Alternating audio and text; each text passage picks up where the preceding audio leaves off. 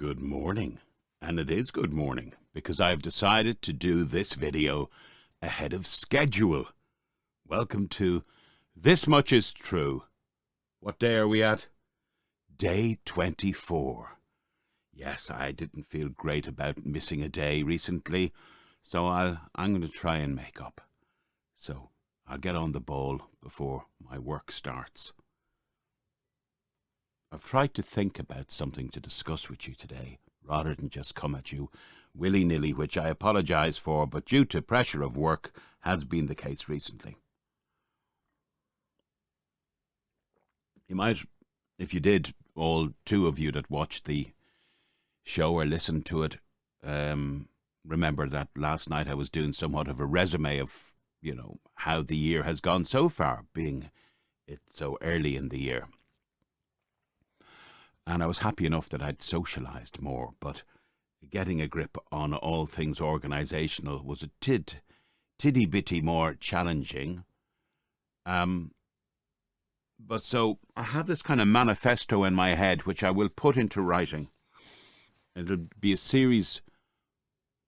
small list of goals to be achieved and ways to live as well. So I just want to get something out of my system. I think social media is a scourge. It's also a kind of necessary evil because it's important that you get tuned into what's happening around you. But no doubt about it, the platforms and the owners of same, of the TikToks and the Twitters and the Instagrams and all that, they figured out something that for a long time people used to talk about, and that is time is money. But they defined it or divined it even more, and they reckoned and came up with the correct answer. Attention is money. And really, attention, your attention, is currency to them. And you don't realize that because you're too busy suckling on the tit of stimulation. Because during your precious 24 hours, you are giving unprecedented amounts of your attention to people who really don't give a fuck. They just want to keep you on the platform so that you will respond to ads and buy, and their stock share will go sky high. So I've decided, as of today, I've just done a quick bit of browsing. Not until after my working hours will I go near social media. Yeah. I just won't. What I'll do is the work I do on, say, LinkedIn or whatever, I will schedule it. I will have a time after 6 o'clock where I will even do that, even though that's work. But I'll schedule it, and out it goes. This little thing we got going is between you and I. Or is it you and me? Can never tell. The other thing is, when it comes to, say, Twitter or X, I am assailed every day with images of gratuitous violence, some of the most horrific nature. And what I've realized is that I certainly have become desensitized to violence to my fellow human being.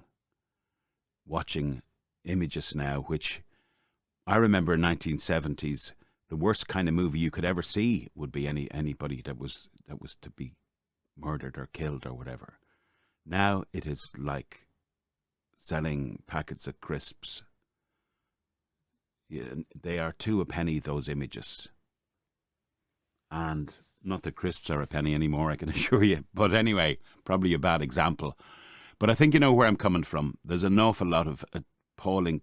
It is content from the platform's point of view, but it's just disgraceful material from anybody else's. And unfortunately, people have become so boneheaded now and so desensitized that they don't even know, they're not even aware of just how horrifying these images are. And sometimes they may get so revulsion, or they may get so appalled they make commentary on it. But my attitude, and I said this to my friend, we were having a pint recently, and I said, look, I'm flicking through my Twitter feed this morning, and literally there was some guy, and he was getting burnt alive for stealing a bicycle somewhere in Africa. He's been brutalized beforehand, and then somebody, anyway, he was being immolated, is that the word? And I will not watch that stuff through. If I see stuff getting out of hand or brutality, it's not that I'm a shrinking violet. It's just who fucking benefits by looking at, what is the point of watching something like that? I don't see any point in it. For what purpose? Other than bread and circuses for the ignorant masses.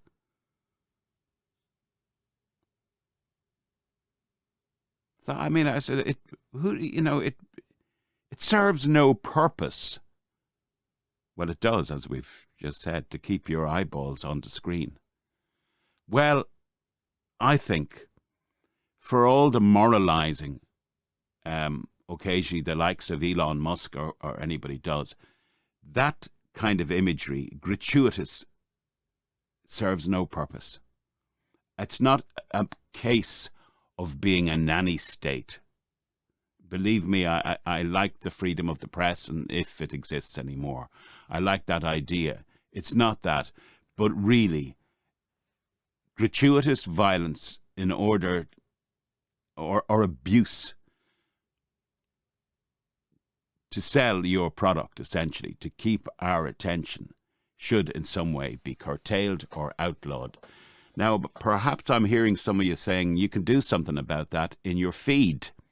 And, well, yeah, I think I'll look at that and see, was it that I looked at one or two of these things too long and suddenly I'm getting a plethora of them? Sure, I don't mind gentrifying my feed. Yeah, I want to see more positive things. I want to see more good stories. I want to see life, which exists beyond the sensational. Doesn't mean I'm not aware that stuff like that goes on. I'm not fucking stupid. I know it goes on. It just serves no purpose for most people, I would imagine, other than a few freaking morbid curiosity types. To be there. The government get their knickers in a knot here over people putting a few silly fucking memes together that are dissenting to the government. The fucking government here should be getting their act together, and look at what kids are watching every day. Sucker punching somebody for this. I am going to shut the fuck up, because largely I am not being listened to. And it's just the world we live in. And unfortunately, we have gotten to the stage now where the violence towards another individual, be it justified, and there's never any justification for it, or not, is just fodder to keep you on that platform. So I'm going to be Hitlerian in will about getting away from social media. The other thing is, it's very clever, the likes of TikTok. Because what I've found with TikTok is it's gratifying straight away. If you want to do something and get someone's attention, it works. But so what? You're getting a little social validation loop. Oh, what a good boy am I. Somebody liked, what I've said. And you know yourself, they're probably just liking it so that you'll like their material. And it's a stupid bloody game. It really is. Now, granted, you can build up a following if you're doing, if you're playing the game right or the algorithm right. But sure, what purpose does it serve other than making you feel good that you got people? And then, of course, the opposite is if anybody disses you or insults you, oh, your fucking day is like, and I see people go into meltdown because everybody's kissing their arse 1 minute and they get one or two barbed conversations and comments, and suddenly they turn really nasty. I mean, what is this shit we're looking at? This digital stuff that fucks with our brain chemistry, but largely keeps you away from thinking, taking that sacred time to think. And by the way, I'm going to just leave that now. For me, I don't want to fail on this. Social media is going to be out the door until after 6 at night. My work is more important, and my peace of mind is more important. It doesn't mean I'm a snowflake. It means that I have more self-respect for my own freaking sanity and attention. What I found with TikTok as well is great. I'm one of these guys that hates to watch the kettle boil. So that's when I grab my TikTok. I go, oh, the kettle's boiling. I'm not going to hang around. Oh, I hate fucking waiting on the kettle boiling. TikTok. No. Clean the kitchen surface or something. That's what I'll do. I'll do something my wife wants me to do. I'll brush the floor. I'll sweep the floor. I'll take the letters out of the letterbox. Whatever. I will use those precious minutes the kettles are boiling, not to be stimulated or appalled or to be excited by. Anyway, I just want to segue into something else. I may have mentioned this before, but I am amazed how this works. Because I am so opinionated on things, I'm known as a gammon in the house. And if you don't know what a gammon is, go Google. And I've curtailed it quite a lot because I found it was just annoying. Being opinionated was annoying other people. And also, to me, from my point of view, and it's not all about me, but I felt people are too far gone. People don't want to know.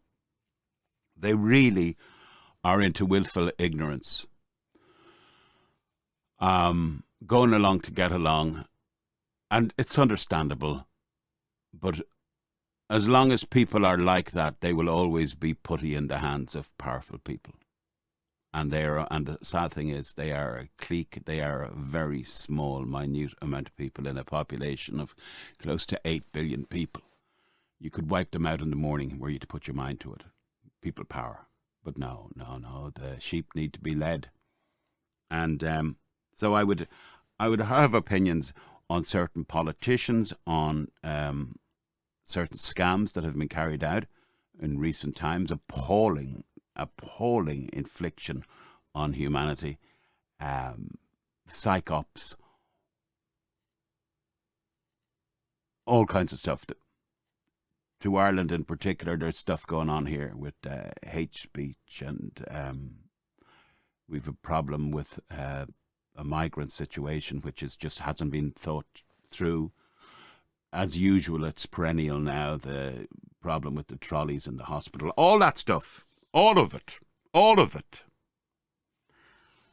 People were getting with both barrels every time they bumped into me. And, I'm a hypocrite because I'm always saying to people, look, unless you're prepared to go out onto the barricades, shut the fuck up, And I found I wasn't, but I was going, and it's sad because those opinions are coming from a place of sensitivity. I see what is going on around me and I feel helpless. And if you are listening to me and you see what is going on around you and you feel helpless, do not feel alone, because there is mass stupidity and there is mass willfulness. There's also mass cowardice, but you're not alone.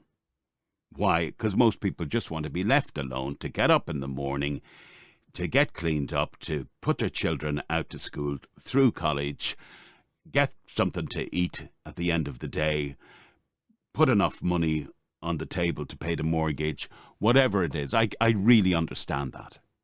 And that's so human. But when powers are at play, it's The only thing I would say is if you go back in history, you will probably find a lot of the same kind of things went on. Back to my mind experiment. So one day I decided that I was going to take the opposite, like a game. It was fun, right? Every time a certain or a coterie of politicians came on the television, I would look at my wife and say, "Isn't he doing a great job? What a great guy, good man. Fair play, Leo or Roderick or whoever. Um, Fantastic. Oh, I love it. Oh, yes. Those Russians had it coming. Yeah, they had no case whatsoever. Oh, my God, it's fine. Oh, yes, genocide before our eyes, but da-da-dee-da-da-dee-da. And I literally started to talk myself into the opposite camp. And my wife started to kind of laugh because I was so convincing with my new rhetoric and it was just so unlike my old stuff, that it was amusing. So my gushing response to some of these people on television, or totally seeing it from the other person's point of view, now that's important. And I would create these great splashes of enthusiasm for the opposite camp. Thing was, and this is really the finding, I couldn't believe how quickly, how pleasurable for a while I began to acquiesce. Now this must be how propaganda works, drip, drip, drip, or I really started to talk myself round, if you like. And I didn't like it because I don't actually hold those views. But I couldn't believe the more I started parroting this kind of gibberish about how great so-and-so is and what a great policy that is, and people don't understand. They mean it because of this. All this shite, basically. I couldn't believe how I started to come round. I also started to get the kind of endorphin type thing from it because it was amusing to my wife. But it was neutralizing my strongly held views. So much so that I stopped doing it very quickly after a while. But the thing was, I was amazed. A, I was amazed how much I came round. And B, so what that I hold one view and somebody else holds another view? It all was meaningless. And I suppose it comes down to that thing. There's nothing neither good nor bad than thinking makes it so.